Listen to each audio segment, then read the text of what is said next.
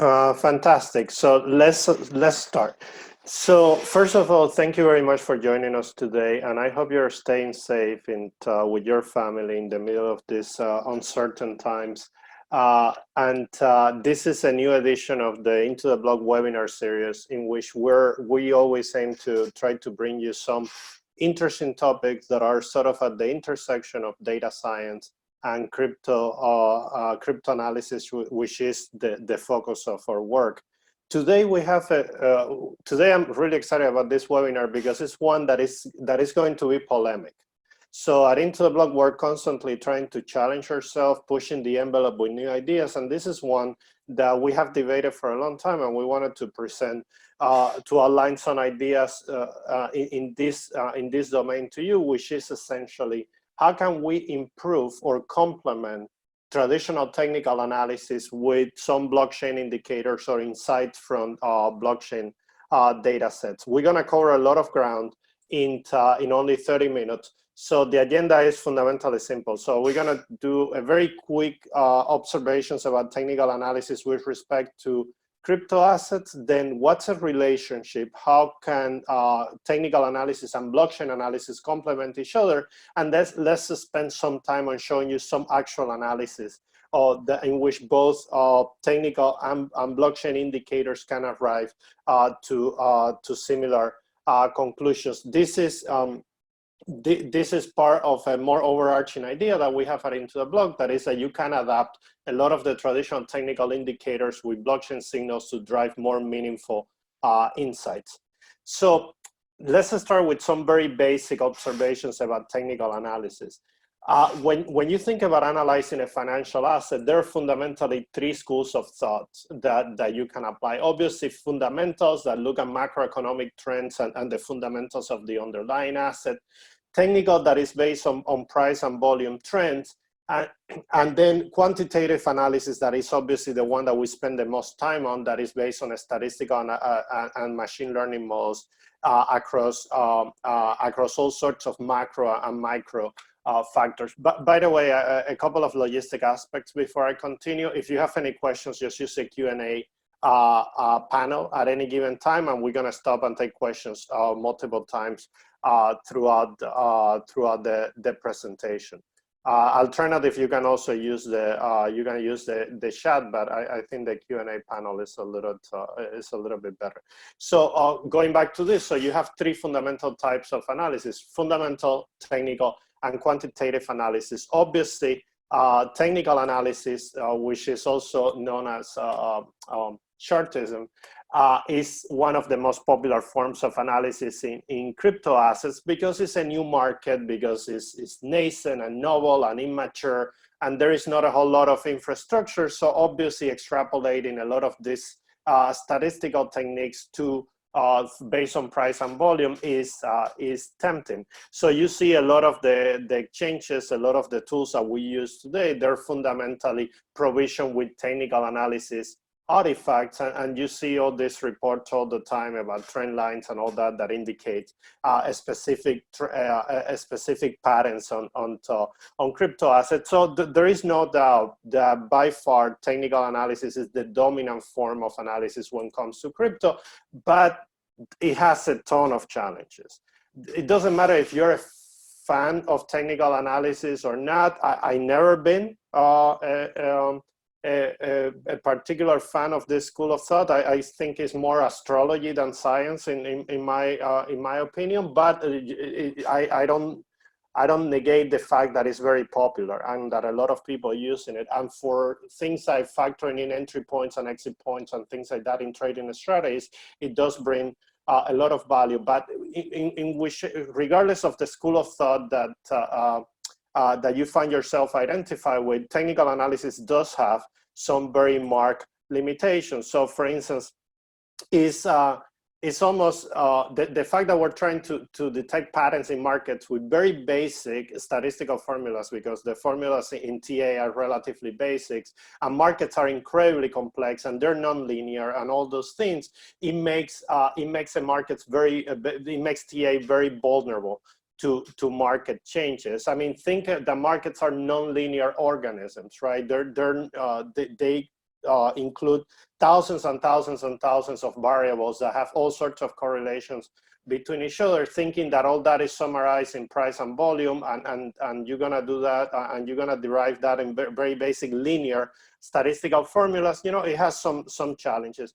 Also, we see this all the time, right? Technical analysts, they tend to imagine things, right? To see patterns where there are none.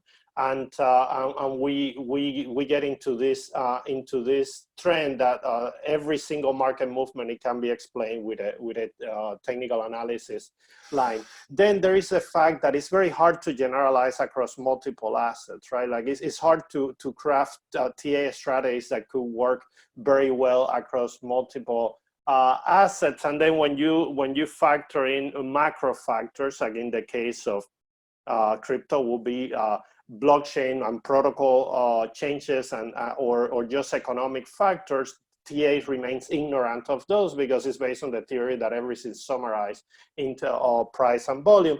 Regardless of that, obviously TA has a presence and it has a ton of value in some specific sectors. So if we look at the case of crypto and we look at technical analysis, then the biggest difference of crypto assets compared to previous asset class is that for the first time, we have a new data set at our disposal, that is the blockchain. So how does that could influence technical analysis? So to answer that question, let's try to understand the 5 main categories of technical analysis. So there are obviously thousands of TA indicators or certainly high hundred variations of TA indicators, but they can all be summarized in 5 fundamental categories. So trends that try to identify specific patterns on price, mean reversion that focus on deviations, and when there are deviations that follow outside certain norm, the thesis is that they will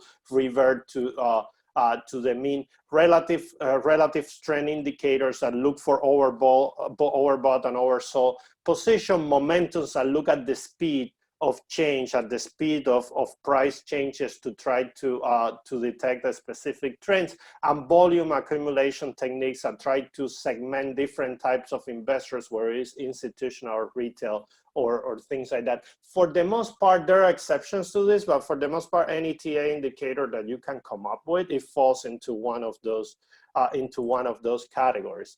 So all of them, they work better when you can factor in the behavior of individual investors, or at least groups of investors, because this is what it's all about, right? You're looking at trends in price, so you need to, that should be backed by a specific thesis, and those theses are typically boiled down to the behavior of individual investors. So crypto is the first asset class that records the behavior of groups of investors, at least a relevant portion of those behaviors, in public ledgers that can be accessed and can be mined and can be understood. So put it in simple terms, just ignoring that fact, just thinking that you're gonna look at price and volume, right? And you're not gonna look at anything else. Having this massive data set at your disposal, it's just being lazy. I mean, there is no reason not to. I mean, in some cases, maybe you're right and everything is price and volume, but why ignore it, right? Why ignore the universe of data that is there at your disposal?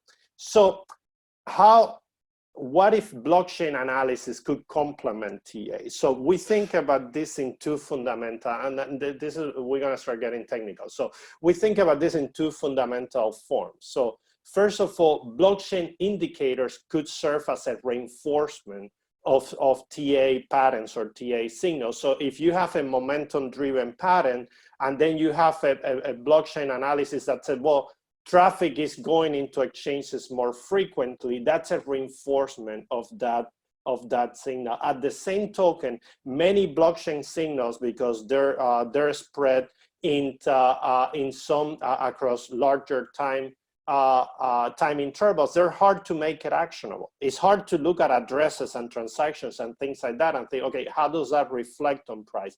So technical analysis is a form of making those insights actionable. And these are the two vectors that you should think about. So blockchain indicators could be a reinforcement to TA thesis. And then TA indicators could also make blockchain analysis more actionable than, well, what it is today, which is nothing.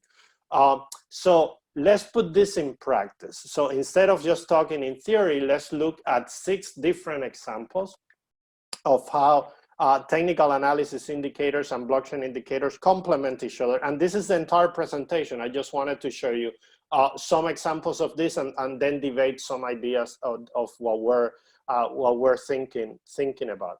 So when we think about putting blockchain analysis and technical analysis together, let's go through the 6 categories, the 5 categories that I mentioned before, and then I added a special case that is the case of support and resistance, which is not a category in and of itself, but is something that is probably the most common use case of technical analysis. So I wanted to have a specific case for that, and actually let's start with that one. So in any financial, when we're looking at price of a specific security, of a specific asset class, extrapolating support and resistance levels is a very common practice.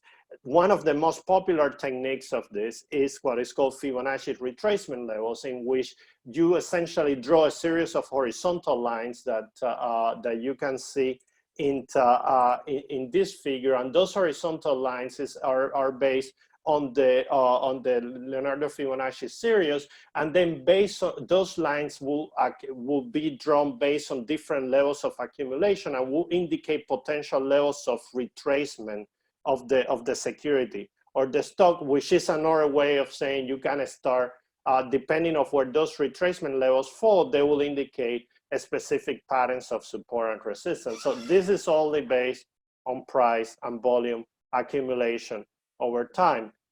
What will happen if we look at the blockchain for the same type of analysis? So let's look at an alternative here. So in the Into the Block platform, we have this analysis that is called in and out of the money around the current price.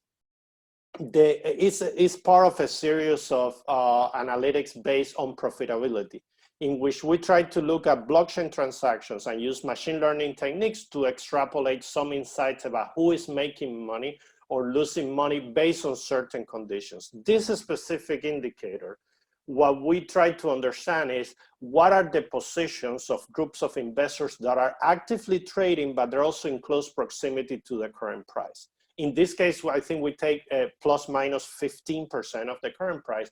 So the green clusters indicate positions, groups of investors that are realizing gains, they're in the money. The red clusters indicate groups of investors that are at a loss or out of the money.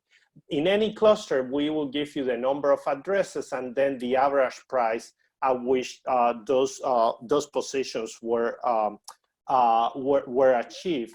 So if you're looking that there is this number of addresses that bought this asset at this type of at this level, this is another way of saying, well, if the case of Bitcoin, which is this example, goes up, part of this red volume is going to be in place.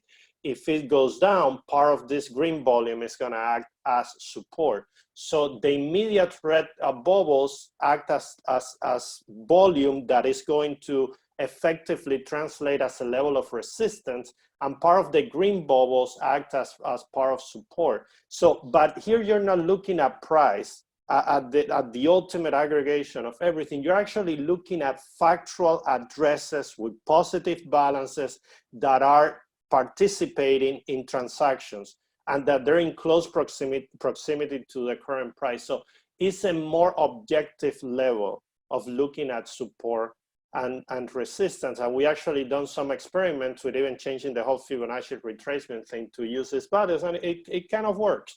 So this one is common sense, right? If you have that information there about individuals or entities that are holding positions at those levels that could be active based on price movement, that's the definition of support and resistance. Okay, I hope that makes sense. So let's look at trend type of analysis now.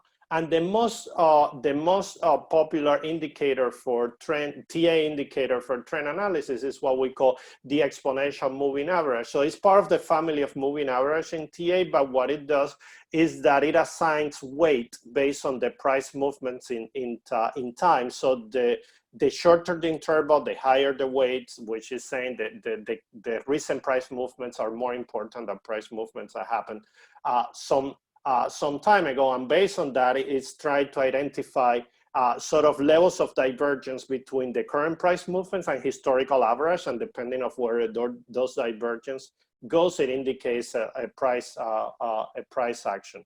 So how does that, what could be a complement of this at the blockchain level? So one that we find incredibly insightful is what we call exchange net flow analysis. So using some machine learning techniques, you can determine money moving, funds moving in and out of exchanges, or funds being held as inventory in exchanges. So there is always a correlation between the funds that go in and out of big exchanges and price movements, because when there is a price panic, obviously investors transfer the funds to exchanges to liquidate and things like that. So typically, this is an example of the March 11th crash, and you can see there is a massive level of inflow that is also signaled here at the green level, and it's correlated with the price decline, indicating that investors were moving money into exchanges to liquidate their position. So if you look at this over time, right, and you look at an exponential moving average that is indicating a price trend, but then you can look at the exchange flows and said, yeah, that makes sense, because actually we're seeing a spike on inflows to Binance or to Kraken, or a spike in outflows and things like that. It helps you reinforce that thesis, or at the same time just determine if that thesis is complete. It has no foundations in any factual activity in the market. There is a question from Anonymous who said, are these only private wallet addresses, no exchange wallet? Well, depends on the analysis. The previous analysis, it does, there are multiple, some of them do include exchanges, and some of them we use a machine learning classification technique to discriminate the exchanges. So we do it only in wallets. This one that you're seeing now is obviously based on exchanges. We use the same machine learning classification technique to identify addresses that are hot wallets, cold wallet, deposit addresses, withdrawal addresses. And in this case, we're doing an analysis for exchanges. In the other case, we're using the result of that to discriminate addresses. So we can do it for both. So this is an example of a trend analysis technique that could be complemented by a very simple blockchain indicator. How about mean reversion analysis? So remember that mean reversion analysis are analysis that look for specific trends that deviate from the norm with the thesis that they would revert to the mean. So one of the most popular indicators in this case is the Bollinger Bands that was created by by market technician John Bollinger in the 1980s. So this technique essentially looks for traces a couple of trend lines that are based on standard deviations from the moving average.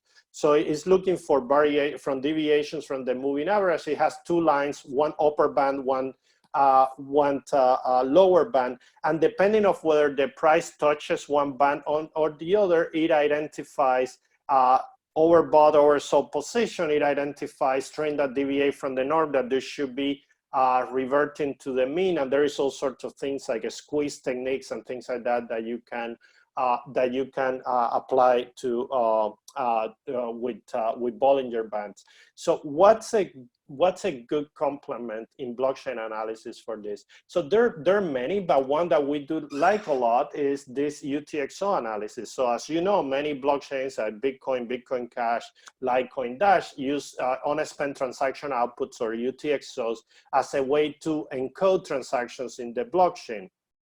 And UTXOs, even though they're a complex mechanism to understand from the protocol standpoint, they're a gold mine when it comes to analysis. And one of the things that allows you to do is to evaluate the age of a specific coins on the blockchain. So in this analysis that is in the Into the Block platform, you can see at the very top, Bitcoins that are older than 5 years, Bitcoin that are younger than 1 day. So if you're looking at a Bollinger Band and you're trying to think, okay, this trend, the price is trending to the upper band, is deviating from the norm, you can look at something like this and look, are there movements between Bitcoin holders, let's say between a week and a month and a day and a week? So are people that were holding for over a week moving money and cashing out, and that trend is deviating from the norm, like here in this case, which could be an indication of something is really happening, or it could be an indication of it's going to revert to the mean eventually. So you get a more factual checkpoint of what's happening at the blockchain level with this type of indicators.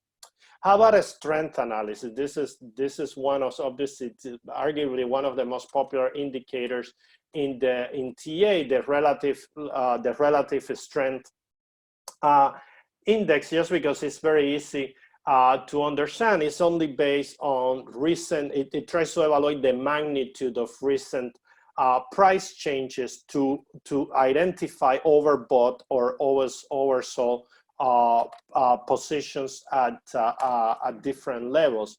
So RSI is sort of typically used in complement with something else, but ultimately you're looking for signals that indicate positions that are either overbought or oversold. And in terms of TA, is one of the most effective indicators for that specific type of analysis. So in terms of blockchain analysis, what can we do that complements that? Remember the in and out of the money analysis that I show you before? Well, here is a view of a similar analysis, not quite the same, but from a historical standpoint. You can see the green stream are addresses that are in the money over time. The red stream are addresses that are out of the money. So depending on how the price is trending, there should be a moving average of those of the balance between the two. So when there are large deviations between those balances that do not quite correspond with price changes, you're effectively landing on either overbought or oversold positions, like in this price decline. So you get a signal from an RSI, and then you look at this and say, well, is that really happening? Are we seeing any trend in terms of the positions of individual investors that could justify, that could reinforce what we're seeing at the TA level? Then momentum-based analysis is also one that is very popular, and is one that is this type of thesis is used in quant strategies as well. One of the most common, I'll say simpler TA indicators for momentum-based is the moving average convergence and divergence, the MACD, and the MACD essentially is one of the simplest indicators out there. It essentially evaluates a relationship between two moving averages, typically two EMAs, like I explained previously. So it's looking for variations between the two to indicate to a signal of a strength in recent price changes. So if you're looking for something that indicates a signal of a strength, a signal of robustness that could be correlated with recent price changes, one of the most obvious analysis that you can do at the blockchain level is look at addresses, but not look at addresses that you see in many reports, like here's an address count. We believe that an address count is actually the most misleading indicator in blockchain analysis, because it makes some crazy assumptions, like the weight of my address and the weight of the Binance Hot Wallet is the same, or that addresses that have no balance and addresses that have positive balance are weight the same. So that's fundamentally flawed. But if you try to qualify that a little bit and try to understand what addresses are relevant, that could provide some meaningful insights. So in one of the Into the Block signals, we provide analysis of addresses that are new and addresses that are active. New are important because every time there is a price strength momentum, every time there is a rally, there are new addresses being created because people go into exchanges, because exchanges create addresses all the time. So it's a good indicator. And obviously active, you want addresses that are transacting, addresses that have a positive balance. So you can look at an RSI indicator with a daily active address indicator at the same time, and try to formulate a sort of a more robust thesis to take a position. Then the last type of analysis I want to cover is based on volume. So obviously TA is based on price and volume. Most of the analytics that I show you so far are based on price. One of the most popular indicators for looking at volume is what is called the unbalanced volume. It dates back to the 1960s. And it's sort of controversial because there are many ways to use this, but the original thesis of this thing was to try to discriminate institutional investors from retail investors. How to do that? Well, because the creators of this indicator believed that when prices were going up, some institutional investors were going to be the ones selling, and retail investors, because they don't have the sophistication, were going to be accumulating, and the opposite when prices were going down. The thesis is a little bit more sophisticated than that, but I'm obviously oversimplifying for the context of the presentation. Obviously, as markets became more efficient, more sophisticated, that thesis hasn't proven to hold true all the time. But in the case of crypto, you can make a strong case that the maturity of the market sort of justifies this type of analysis. In addition to that, the OVV is using all sorts of different TA techniques, but the discrimination between retail and institution was part of their thesis. So one indicator that is perfect for this is what we call the large transaction indicators. We look at the blockchain and try to determine transactions that deviate from the norm, that are disproportionately large to the rest of the transaction. And those transactions are typically done by either whales or institutions, right? Like people with large funds that could move. So if you want a discrimination between retail and institution, that's a clear sign. I mean, it's obviously not exact, but obviously at least you can differentiate between deep pockets and not so deep pockets. So large transaction momentum, into the block, you have indicators based on large transaction momentum, volume in USD, and all that. And when you look at the every price rally, typically goes accompanied from an increase on the number of large transactions that are being recorded on the blockchain. That is also a signal of some either entities with like funds with deep pockets or individuals with deep pockets. So it's a very good complement to the OVV TA indicator. So these are some ideas, just some 6 examples of how can you take very popular technical analysis indicators and just make them more effective by digging deeper into the blockchain side. This is not looking at a balance sheet. This is quantitative analysis. So, and they do go one with the other. So by looking at the blockchain data, you can reinforce your TA thesis. And at the same time, if you're starting with a blockchain analysis, TA might give you an idea of how to make that analysis more actionable in the form of trades or investment positions. Now, if you want to take this thesis to the next level, which is something that we've been thinking about, you can actually extrapolate some of, as I said before, the TA formulas are fundamentally basic from the statistical standpoint. So you can take some of these principles of moving average and an exponential moving average and all that, and apply it to time series blockchain indicators with a similar thesis. Or even more interesting, you can take the original formulas of TA indicators and inject a new factor based on blockchain indicators. I actually did this at a quant conference last year, in which I took a Fibonacci retracement and I changed it a little bit with the levels of the a ratio based on the in and out of the money, the in and out of the money analysis. And I don't know if it was a success, but I can tell you I didn't get booed out of the stage, which in that type of conference, that's actually a good thing.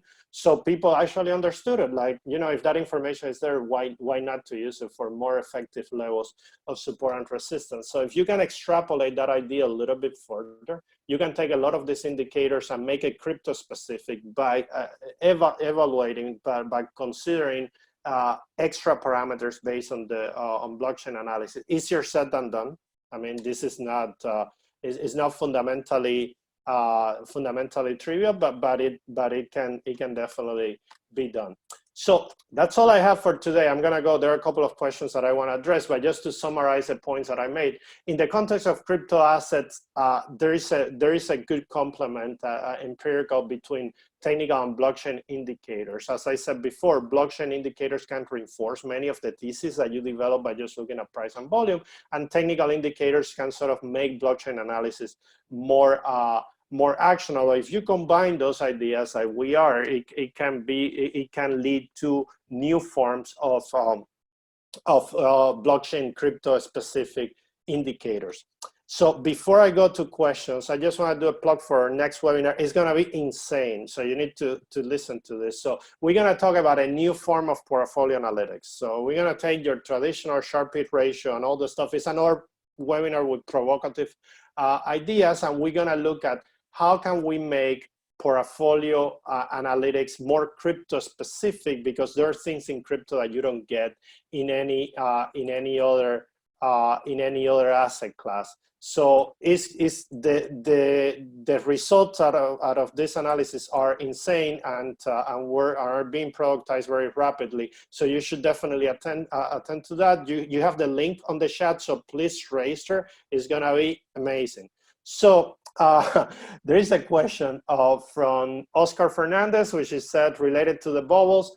Are the exchanges included? I answered, depends on the analysis. There are some that we excluded. So the way we do it, we use a machine learning classification technique that identifies exchanges and other things. And we use that to if an address is an exchange, we exclude it for the analysis. Yeah, so there is a comment about the OBB that the green bars and subtract the red bar. If you go to the original 1963 paper on OBD, the original thesis was for detecting the differentiating between institutional and retail. What happened is the market has become so mature that thesis hasn't proven correct in the last few years. So the users have been modernized to other things. Did you get any success with blockchain and technical indicators in ML models? No, but I'm not sure the question is formulated correctly. We're not sure there is a value for TA indicators in ML models per se. We think there is a value. There might be a value on taking the output of ML models against blockchain data and make it actionable with TA. I think the TA indicators for ML, the best use is to try to determine entry, exit position, and stop losses and things like that. So have you tried trading using your own data? We're not a trading desk, but if you saw our webinar and predictions, we're collaborating with a lot of quant funds to make predictions and things like that actionable. So yes, we're doing a lot of that, but we're not doing the trading ourselves. We're building signals and intelligence for other people to trade.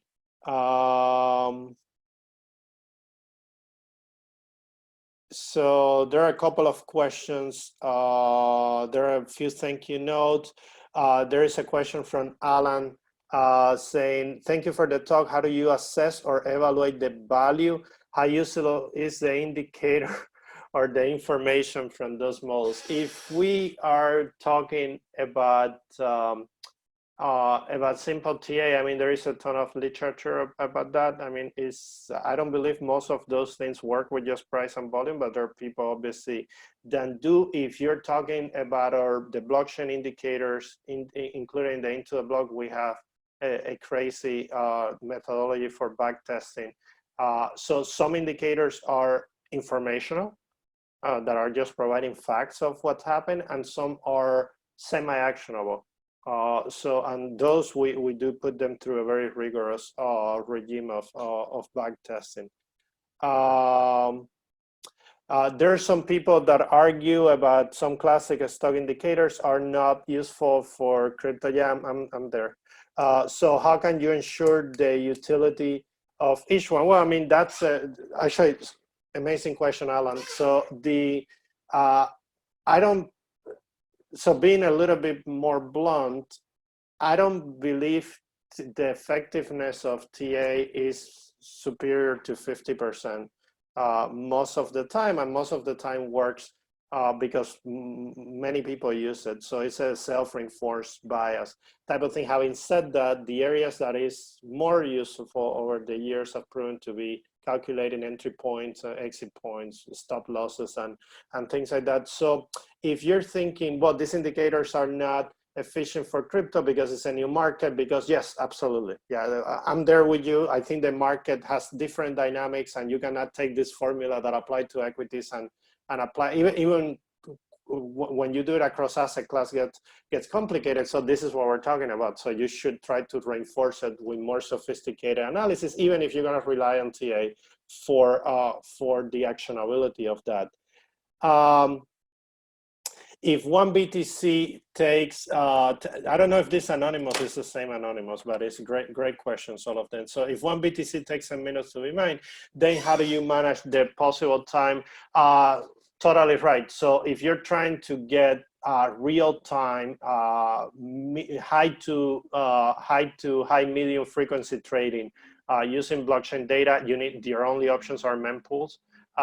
So what you use is the blockchain indicators that are in medium frequency to reinforce TA trends that might be in high frequency. That might be the only way that work. Which ones do you classify as lagging and leading indicators? It depends. So we have over 60 in the into the block platforms. So many of them are lagging. Many of them are informational. And there's some that, when combined in the right way, have shown predictive ability, capability, but not like a single indicator in and of itself. It combined with other things. Oscar say thank you, Oscar. I answered the question about trading. Please, I have challenge interpreting on-chain analysis in CoinMarketCap. What's your advice to me to be able to interpret and apply trading in crypto? Actually, the on-chain section in CoinMarketCap is us. So if you challenge it, you're challenging probably your own indicators. So I think as a pure trading thesis is to be determined whether there is alpha by looking at just pure blockchain indicators. We're working on it. So if we might have some ideas whether this works or not fairly soon. What is undeniable is that the blockchain analysis just consolidates and enhances all the other strategies that you might have around trading. Imagine if you can just monitor flows in and out of exchanges, you can monitor whales, you can monitor large transactions, you can have a more objective support and resistance. All those things are very natural complements to momentum value carry strategies that are typically using quant today. Now, trading with just blockchain signals, I don't know. I mean, we're working on it to try to see what are the alpha or smart beta capabilities or some of those analysis. We don't really have any intelligence on that just yet. Well, with that, I would like to thank you very much for more questions. So correlation between Bitcoin Cash at all, it varies. There is a ton. There are sometimes that is 0.9 something, and sometimes it varies. Great, thank you very much for joining. Amazing questions. Thank you for the support. Go sign up for Into the Blog and give us feedback. Register for the next webinar. It's gonna be amazing. It's new theory, new signals, new ideas. So it's gonna be a very good debate. So I hope to see you there. Thank you very much.